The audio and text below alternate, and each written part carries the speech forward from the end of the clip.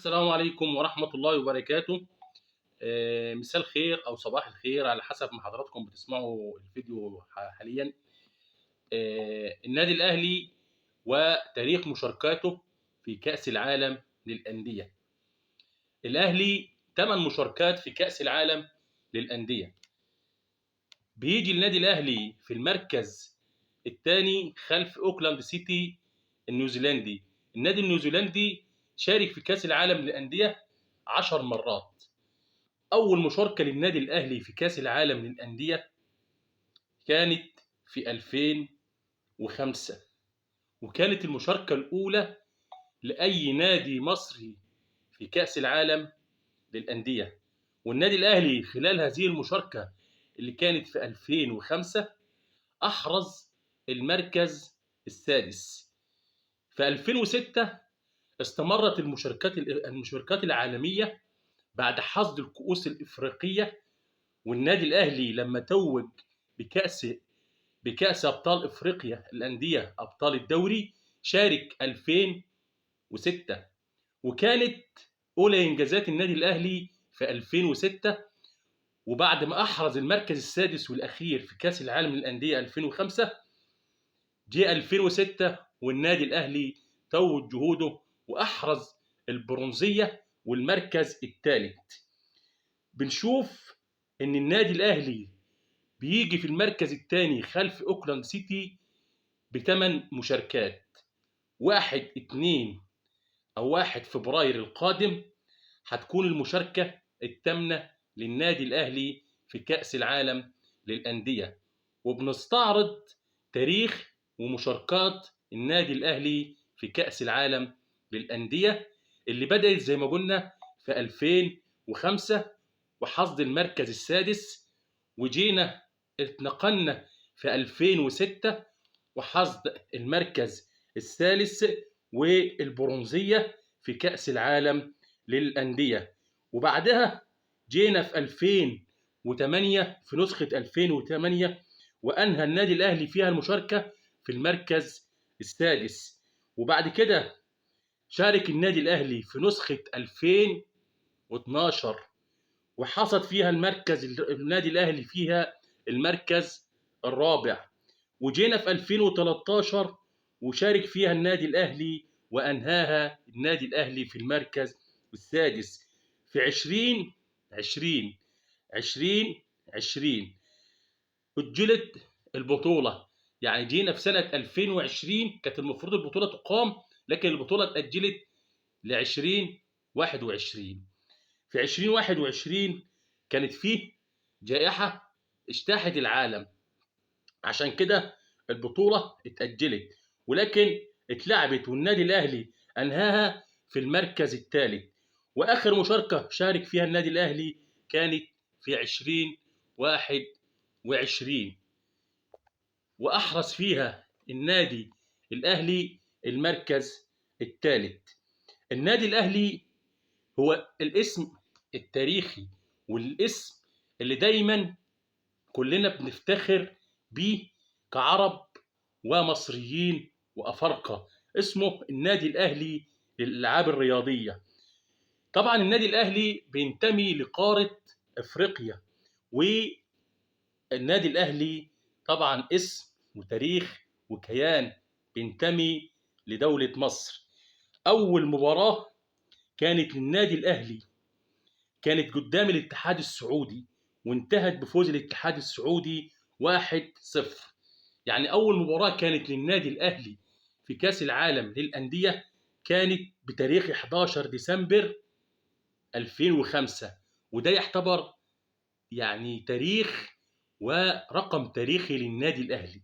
11 ديسمبر 2005 أول مشاركة للنادي الأهلي في كأس العالم للأندية، وانتهت بهزيمة الأهلي 1-0 أمام الاتحاد السعودي. أكبر فوز للنادي الأهلي كان على نادي الهلال السعودي بنتيجة 4-0. أول مباراة زي ما قلنا كانت بتاريخ 11 ديسمبر 2005، وأكبر فوز للنادي الأهلي كان على الهلال السعودي بنتيجة 0 كان في 12 فبراير 2022. والخسارة الكبيرة اللي منى بيها النادي الأهلي كانت أمام مونتير المكسيكي، والأهلي كسب فيها 5-1. كانت في 18 ديسمبر 2013.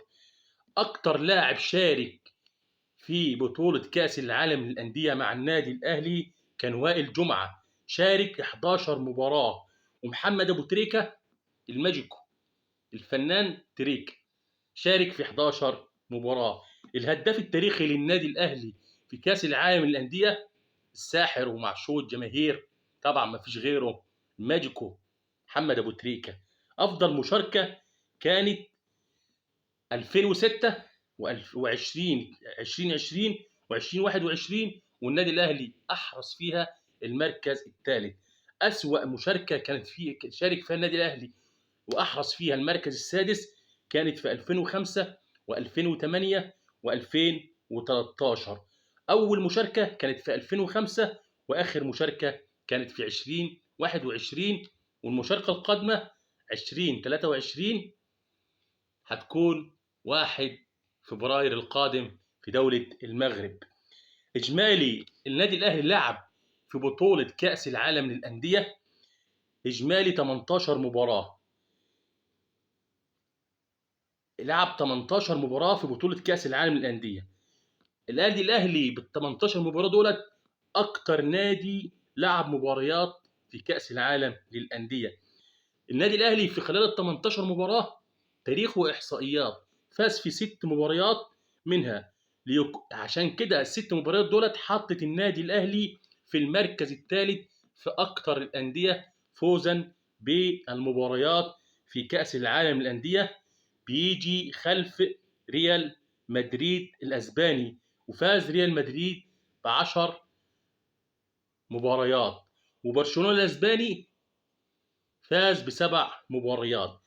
يعني بيجي في نادي ريال مدريد في المركز الأول في أكثر الأندية فوزا في البطولة، فاز ب10 مباريات، وبرشلونة فاز ب7 مباريات، والنادي الأهلي فاز ب6 مباريات، وخسر واحدة في 11 مباراة، ليكون بذلك أكثر الأندية خسارة مباراة في البطولة. وسجل الأهلي 17 هدف خلال مشاركات النادي الأهلي في كأس العالم للأندية. النادي الأهلي سجل 17 هدف، واستقبل شباكه 26 هدف.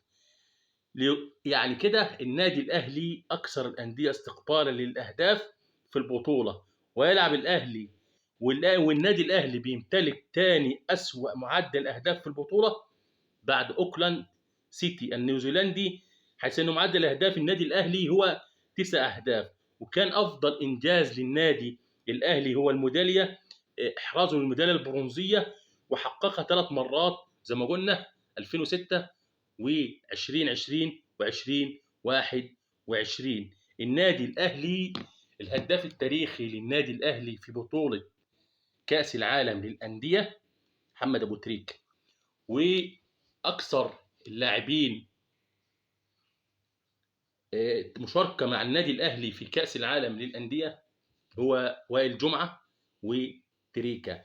النادي الأهلي هيبدأ 1 فبراير القادم أولى مبارياته ومشاركاته الثامنة في كأس العالم للأندية، وهيفتتح البطولة أمام أوكلاند سيتي النيوزيلندي، ليكون النادي الأهلي بيشارك للمرة الثامنة، وبيجي في المركز الثاني في عدد المشاركات خلف أوكلاند سيتي. بالتوفيق للنادي الأهلي، لأن هو ممثل مصر وممثل أفريقيا مع نادي الرجاء المغربي ونادي مع نادي الوداد المغربي. فكل الحب والاحترام والتقدير لأي من الدولتين. شجع فريقك زي ما انت عايز، ولكن خلي روحك رياضية. بالحب التقينا، وبالحب نودعكم، وإن شاء الله نلتقي في إحصائيات